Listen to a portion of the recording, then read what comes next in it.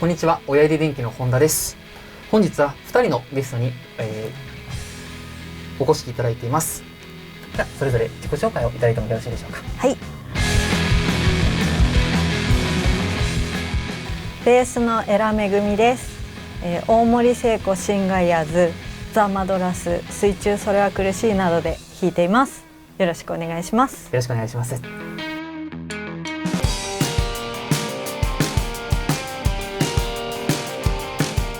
ギターのあーちゃんです。同じく大森聖子シンガイヤーズ、あとはキノコ帝国などでギターを弾いております。今日はよろしくお願いします。で本日は、エフェクターボードを、組み替える企画ということでいらっしゃっていただいてるんですけど、早速お二人の前に今使っていただいているボードを、並べていただいています。はい。よろしければそれぞれちょっとこだわりのポイントなどあればお伺いしてもよろしいでしょうか。平さんの方から。はい。まず私はちょっとボードをまだ持ったことがなくてボードがないんですけど、はい、これがワイルドストンプ、アキマ&ネオスさんとフリーダムさんのコラボのもので、私はザ・ピーズっていうバンドのファンで、はい、ベースの大木春樹さんの音が大好きで、アキマさんが、音を手がけてるっていうことで、はい、バンドを始めて結構早い段階でちょっと奮発して手に入れたものになりまして、ずっと使ってます。使われてるんです。はい、プリアンプになるんですかね。一応歪みなんですけど、はい、プリアンプ的にもう薄く常にかけっぱなしで使ってます。なるほど。はい。はい。でずっとこの1台だけでやってきたんですけど、はい、一昨年から、アースクエ会に出会って、はい、ウエストウッドを使う機会があって、素晴らしくて新たに導入しているのと、はい、あとこっちのディスパッチは今年あーちゃんから借りて、はい、そうなんですね。はい、すごく良かったのでこちらもちょっとレギュラーメンバーに加えたいなと思って今この状態です。はい、すごいシンプルな構成なかなかこだわりがあるエフェクターボードであるんですよね。はい、ボードではないですけど、そうです。はい、ありがとうございます。あんちゃんさんもよければこだわって使っていただいているポイントとかあればお伺いしてもいいですか。ですね、まずこのボードがですね、もう、はい、そうですね、絶対壊れにくいであろうっていうもので組んでまして、はい、そうですね、どこのお仕事の現場に行っても、多分大丈夫だろうっていう、まずそのメンツにしてますね。大事ですよね。はい。はい、このブルースドライバー、ビッグマフ、スーパーコーラス、RV3、この4つはもうずっと使ってて、そうなんですよね。10年以上同じメンツで、すごいですね。はい、使ってますね。あとこれはマットプロフェッサーのルビーレッドブースター、これはなんかクリーンの状態で踏むとなんか綺麗な感じになるっていうか、でこれはそうですね、行く現場の場所によって箱なりっていうんですかね、はい、そのなりの感じによって踏んだり踏まなかったりっていう感じで時々使ってるかなっていう感じです。いいですね。はい、はい、ありがとうございます。ね、今回こちらをボードを新しく組んでいただく形になるんですけど、何かここをこうしたいなっていう改善点みたいな、平さんはまずもうボードではない状態なのでボードにしてるっていうことなんですけど、何かこうすると使いやすいだろうなみたいなポイントとかあったりしますか。とにかくコンパクトにまとめたくて、っていう気持ちがあったので、はい、現状だとベースのケースのポケットに全部入れてるんですね。最近ちょっと2台増えちゃったんではい、はみ出してるんですけどっていうのもあって、はい、そのコンパクトに収めるのであればボードは実現できないかなっていう気持ちがあったんで、そのコンパクトさとボードにするっていうのを自分の中で両方実現できたらいいなと思ってます。あーちゃんさんは何かここからもうこの時点でもかなりしっかりと組み込んであるので、はいはい、もう全然使い勝手とかそんなに悪くはないと思うんですけど、何かここから変えるとしたらどういったポイントを。そうですね、はい、ちょっと最近なんていうんですかね、普通の歪みっていうんですかね、はい、バッキングとかで使うような歪み、これ使ってるんですけど、はい、なんかもうちょっとそうですね、歪みすぎずちょうどいいなんかオーバードライブかっていうんですかね、なんかそういうものがあればいいなっていうのと、あと私すごいファズがすごい好きなんですけど、はい、これもそうですね、本当ビッグマフ全然好きなんですけど、はい、なんかもうちょっとこう使い勝手が良さそうというか、そういうのがあったらちょっとやってみたいなっていう感じですね。マフはやっぱちょっと一つかゆいところにっていうのがあったりとかすると思うので、そうですね。了解いたしました。はい。ではよければなんですけど、現状の音をそれぞれお二人の。はいはい。じゃあ普段の音を紹介します。ワイルドストンプが歪みなんですけど薄く常にかけっぱなしにしていて、この状態で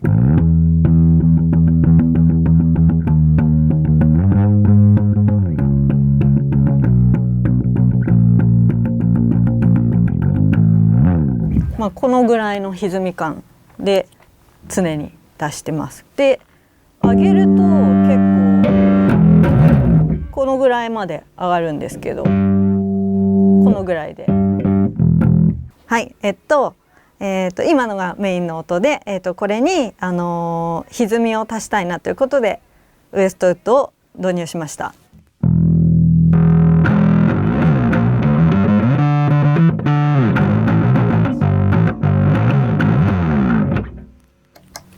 こういう音です。すごいとにかく原音が痩せなくて、歪みだけがこう上乗せされる感じがベースにすっごく良くて、もう手放せないですね。音がかっこいいからね。いや音がそう歪みの音色も単純にかっこいい。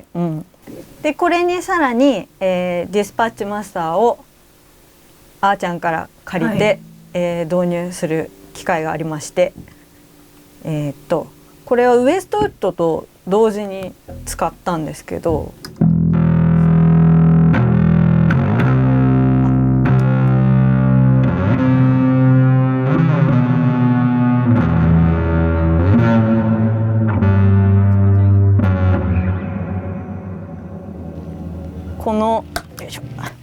この残響音がすごい良くて、ブレイクで無音になる瞬間に残したいなって思うところがあったんで、ちょっと、まだライブ1本でしか披露してないんですけど、ちょっと前回のライブで使ってみました。それに私気づかなかったんで反対側にいるからね。そうね。そうなんだよね。そうアンプだとすごいいい感じに出てる。次聞きますね。これからいろいろ使っていきたいなって借りてる身なのに思ってます。一向に帰ってこなかったやつだけどすいません。いや大丈夫だよ。いい音だよねこれ。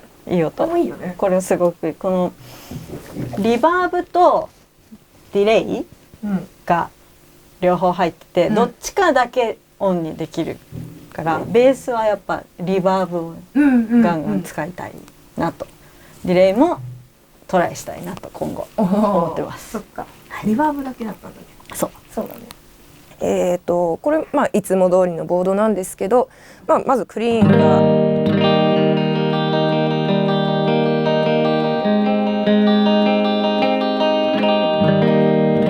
がみたいな音なんですけど、クリーンをねあんまり使うことが、現状なくてですね、基本的にはもう歪みばっかりってことになっちゃうんですけど、一番こうバッキングとかで使うのがこのブルースドライバーですね。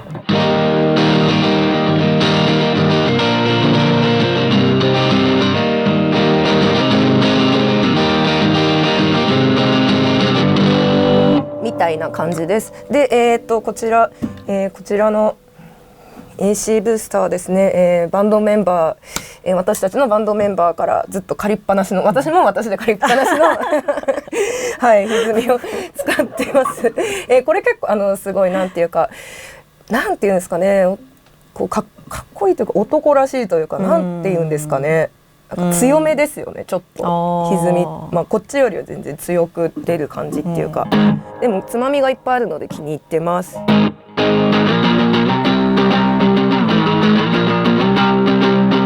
たいな圧あるね。そうこれをやるとこうなんかゴリゴリの曲とか、すごいいい感じになるんですよね。男らしい感じがありますね。そうでこれを一緒に合わせたりとか。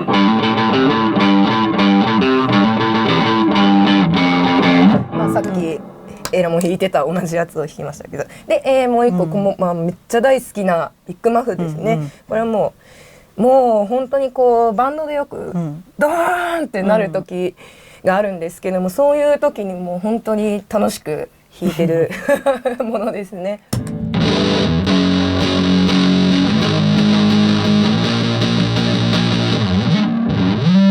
みたいな、たまにギターソロとかでもねこれを踏んだりとかしてますね。でここからも私の好きなところなんですけど、コーラス結構オーバーめにかけるのが好きです。で、ディレイですね。これもすごく大好きでずっと使ってるんですけど。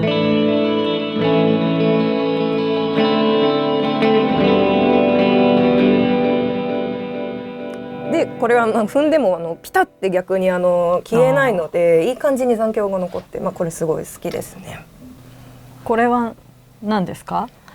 これですか。これは一回すごい大きい音を出すためにこうレコーディングの現場で使ったんですけど、ライブの時にそんな使う機会がなくて、ちょっと抜いとこうかなと思って、でレコーディングとかで使おうと思って抜いてますで現場のスタッフさんが分かるように「つながってないですよ」っていう印ですね。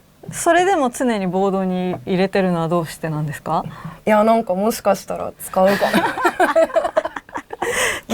急に大きい音出したくなるかもしれないもんね。そう津波いっぱいあるから、結構何でもできるからこれ。そっか繋いどいてもいいんじゃないかな。ちょっとこうあんまり多い電流を流すと故障の原因が1個増えそうな気がすると思ってね、ちょっと怖くて入れてないですね。お守りみたいなものですね。いざという時に、予備ですね。この辺がなっちゃった時も使えるからそうか大事ですね。はい。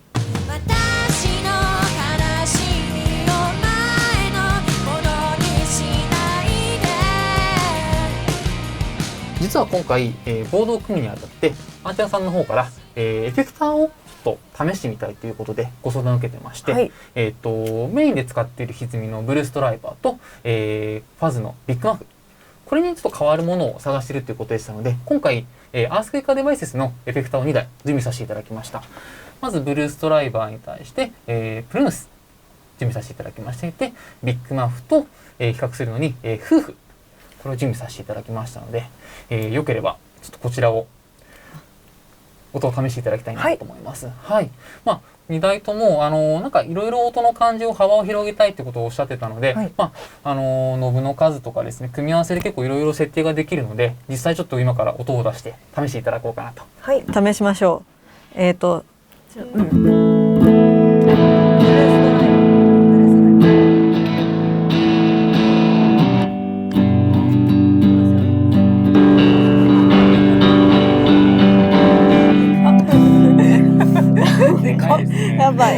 っぱちょっと大きな。びっくりした。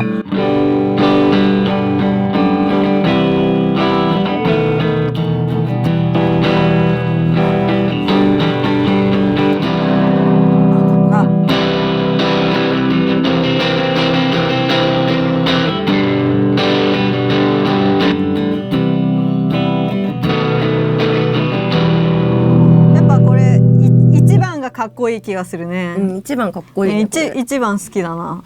3番ちょっと、2番めちゃめちゃでかかったよ。そうだね。めっちゃびっくりした。3もいいですね。3がやっぱ一番歪み感は強くて、ボリュームがちょっと落ちる感じになるのかな。歪むことによってみたいなことなのかな。なのかな。何も分かんない人たちが勝手に言ってますけど。いいね。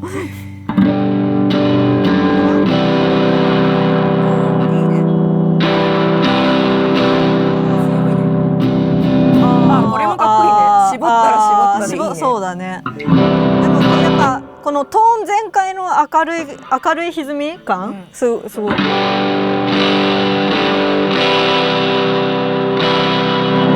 素敵だね。ちょっと1位に戻していい？いいよ。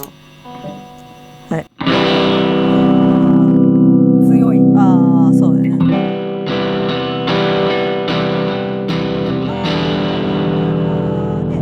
あでもこの1番のさちょっと曇った感じ、もうあーちゃんっぽいんだよな結構。あ、そうなの。あ、わかる。クリアすぎない感じ、陰りがある感じの歪み感好きですね。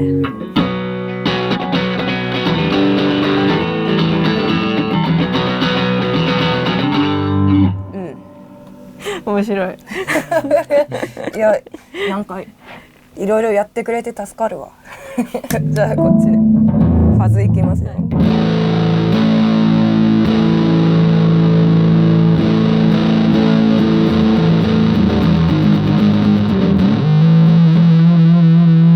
これがいつものビッグマンね。そうですね。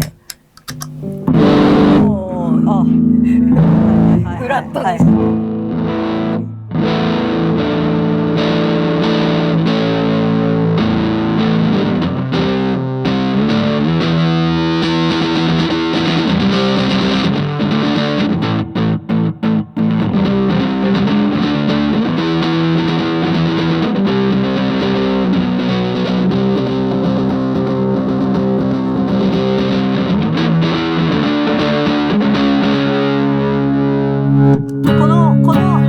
シフトというのはどういうものなんですか？そう、これを回すことで中域の感じを主にいじれるんです。トーンと組み合わせてやっていくところにはなるんですけど、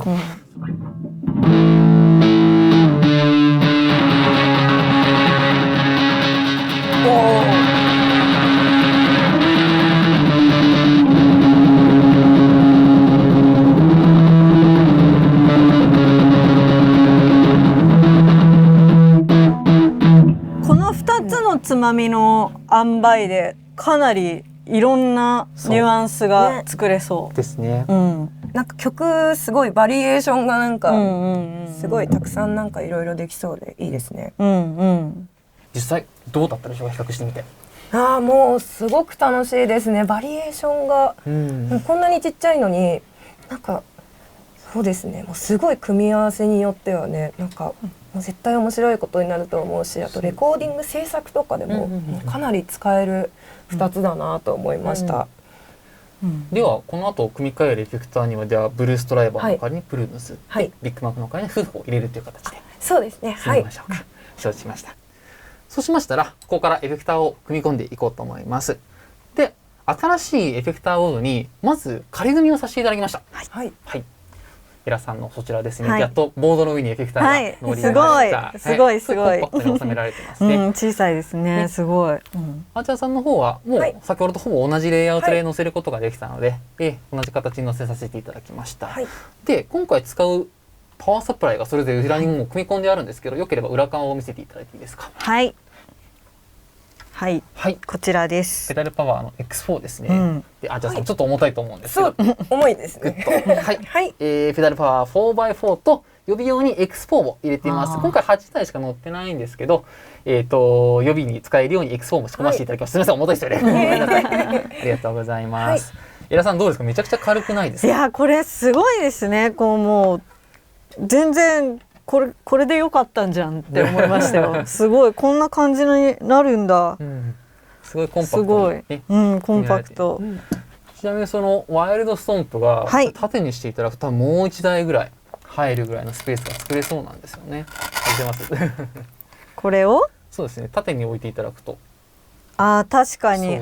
これはもう1台いけますね。ミニペダルとか、アーチャーさんの方も同じように結構スペースが空いてます。これ一旦タップ化していただいてるんですけど、もう1台さっきのお守りが置いてないから、お守りのエフェクターをここに置いたりもできるでしょうし、なんか他に複数台置いていただいて、ここに1個スイッチャーを置いたりとかして、なんかそういったいろんな拡張性が持てるかなと思うので、今回このままで進んでいこうと思います。そうしましたら早速、配線をしていきたいなと思うんですけど、今回お二人の前に置いてある、親指電機のこのソルダーレシステムを使ってまた配線を行っていこうと思います。よければ、L6 緑の方をエラさんに、赤い方をあちゃんさんに、緑と赤だって嬉しいじゃん。嬉しい、好きな色好きな色じゃん。本当ですか？すごい。よければ中開けていただくと、ケーブルとプラグが入ってます。そういうこういうソルダーレスのケーブルとかで作ったことってありますか？いやないです本当ねで。すか。これ私たちでも作れそうですか？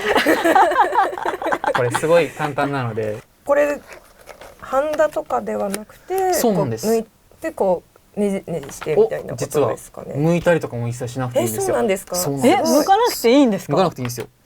ソルダーレスシステムすごいもう最近の流行りですけど、これ画期的なシステムを持ってまして、もう刺して閉めて終わりですか？はい。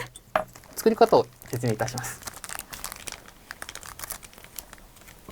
すごい楽しいね。これ2人で工作だ。夏休みみたいだね。はい。プラグを2個出していただきましたでしょうか。はい。ケーブルを切る前にプラグをちょっと一旦刺してほしいんですね。はい。はい。はい。ここからこういう形でどれくらい長さになるかっていうのを当ててちょっと調べていただきたいんですね。なるほど。でコツとしては短くしすぎるとこれプラグのカバーをですね結局移動させてこなきゃいけないのでそれができなくなっちゃいますから、少し余裕を持ってやっていただくといいです。プラグのどの辺からですか？そうですね。根元のちょっと平らな部分あると思うんですけど、ここから反対側のとこ同じ感じで。はい。そうですね。それぐらいで大丈夫だと思います。このぐらい。はい。はい。そうしましたら、長さをちょっと覚えたので切っちゃいたいんですけど、これ先に切っちゃうと結構短いケーブルの場合中の線がポンと飛び出しちゃったりすることがあるので、まず反対側は一旦切らずに、プラグを取り付けていきましょう。なのでまずじゃあ1本作ってみましょうか。はい。そしたらですね、じゃあまっちゃんさんの場合はチューナー側で、エラさんの場合はウエストウッド側のプラグを抜く。抜いてそれに取り付けていきましょう。はい。ではまずプラグのカバーを取ってください。これ回して取っていただきます。取りましたらケーブルにカバーをまず通します。通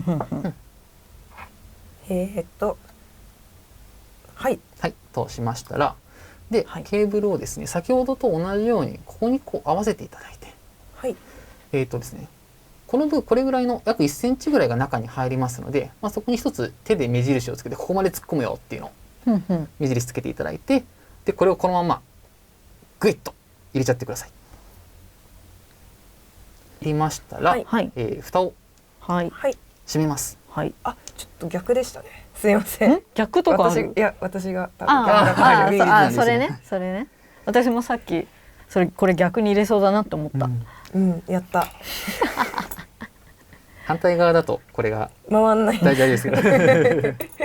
ある程度まで手で閉められるので、蓋を閉めていきます。でですね、仕上げにこのさっきのスパナを使います。で、さっき見ていただいたプラグの平面の部分があると思うんです。ここにちょうど当たるんですね。平面のこのフラットな部分があるとここにちょうどはまるんですね。そうと実は蓋の方にもこの平たい部分がありまして、そこに引っかかるようになっています。ここですね。この部分。この2つに引っ掛けて締め切ります。ギュッと。確実にちょっと長さを当てるために、じゃあさっきみたいにチューナーとかそちら刺していただいて、で、長さを確認していただいてケーブルをカットしちゃいましょう。よいしょ。普通にハサミで切れちゃったの？切れたよ。切れちゃいます。スパッといきます。普通のハサミ。本当だ。全然簡単に切れちゃう。でも実はこれちょっと工作用のしっかりとしたハサミなんで。ハサミがすごかった。ちゃんと。なるほど。いやそれにしてもですよね。サクッといったね。案外サクッと切れますね。でまた刺すんですよね。そうですね。長さをこれぐらいっていうのを目星をつけてグッと。これ一回甘かったらもうリカバリーできないんですか？いや実はできます。こっちが心配だからよかったね。いきました。そうしましたら通常はそのまま使っちゃうと思うんですけど、一回ちゃんと同通してるかをチェックしたいと思います。緊張しますね。上と上、下と下、上と下、上と下ですね。確認していただけるとですね。どうでしょう？鳴ってる。鳴ってる。大丈夫だ。あ、なってますね。で、下と下。あ、下と下も大丈夫。あ、待って、できてる？下と持ってないね。下と大丈夫ですね。で、同じとこの上と下。そうですね。あ、ならない。ちゃうとダメなんですよね。そうですそうです。あ、なりませんでした。じゃあ大丈夫ですね。あ、すごい。お二人とも一発で成功。一発で成功です。やった。あ、大丈夫でした。よかった。大丈夫です。よかった。すごい。そうしましたらじゃあ F 桁に配線しちゃいましょう。おお。いいですね。わあ、すごい。こんなに短いの初めて。自分でポンと作れちゃうんですよ。すごい。はい。まあこんな感じで結構最初はちょっと手間取るとは思うんですけど、案外慣れていただくともうスパスパ作っていけるようになっちゃいますので、はい。ではこの調子でどんどん配線をしていこうと思います。はい。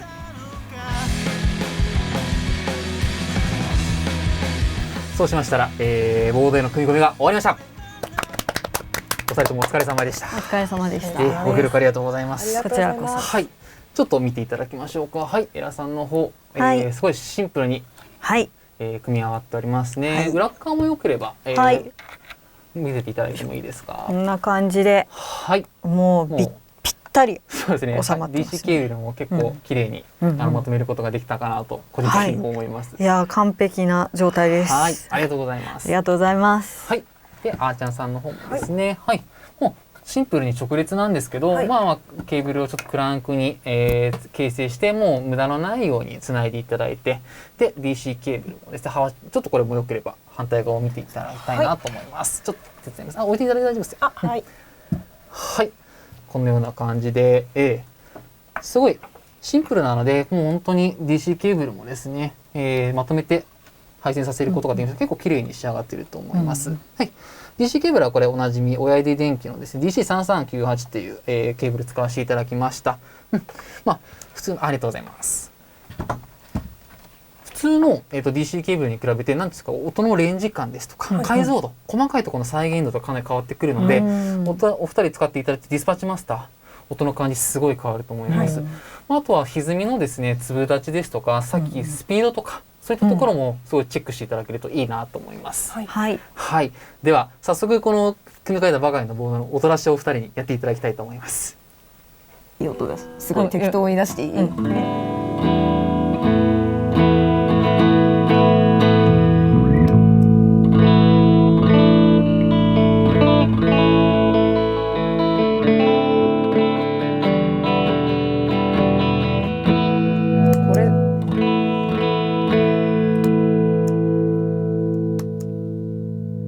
これすごいな。全然もうね、音が違うんだよね。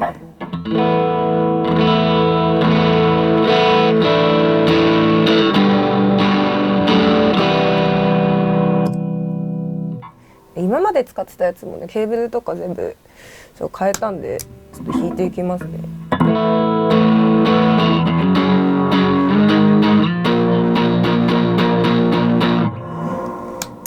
これはいいですね。あ、これをお楽しみにしてたやつですよ。こ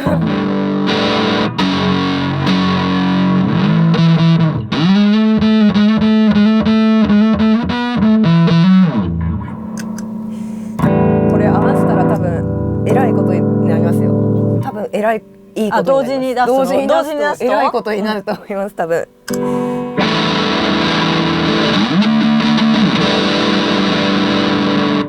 えらいことになります。これ楽しみだね。楽しみ。もうライブしたい。ライブしたいね、これで。これはいつものやつですけど、一応ちょっと。あ、もうこれ完全に音が違いますよ、いつもと。ちょっとコーラスがなんかかかりがすごいいい気がするので、ちょっと。これは多分後に多分レベルそのエフェクトレベルとかを多分下げた方がいいなって感じです。すごい聞きがいい。かかりがいいからね。そう、かかりがいいから。そうだね。ちょっと弱めた方がいいかもわかんない。確かにかかりがすごくいいですね。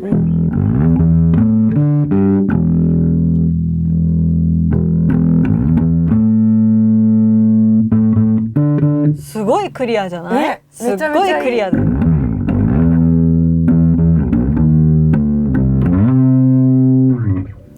ブーミーな感じで。ブーミー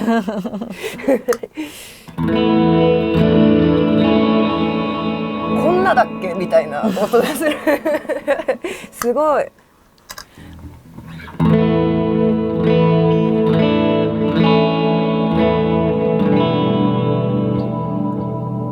やっぱねこれすごい綺麗なんですよ。あーちゃんにお返ししました。いやありがとうございました。あーちゃんに貸してくれた中尾健太郎さんもありがとうございました。すいませんでした。こう水に波紋が広がるような、なんか立ち上がりの速さなのかな。すごい輪郭が出ますね。コーラス系は？コーラス系。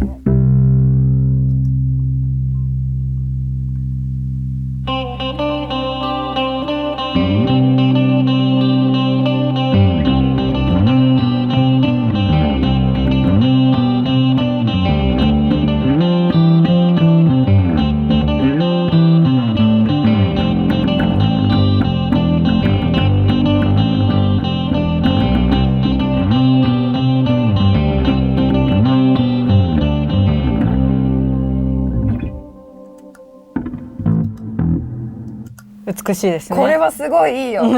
これめちゃめちゃいいよ。これお揃いになってしまった、ね。お揃いだね。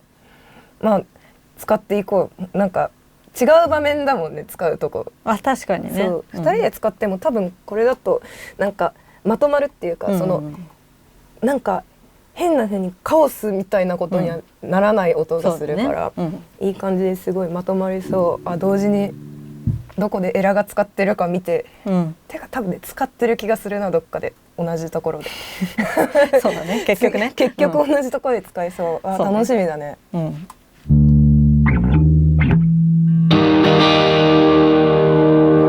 これめっちゃ音いいですね、本当に。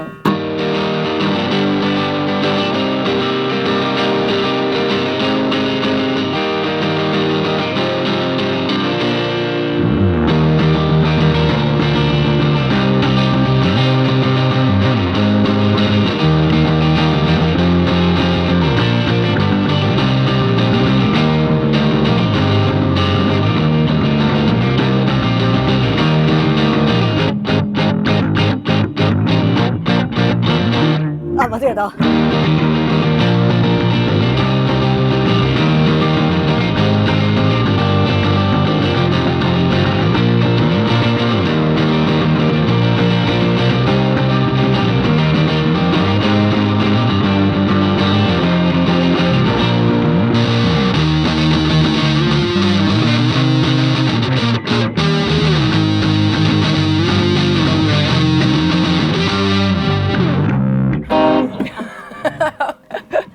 いやこれやばいよ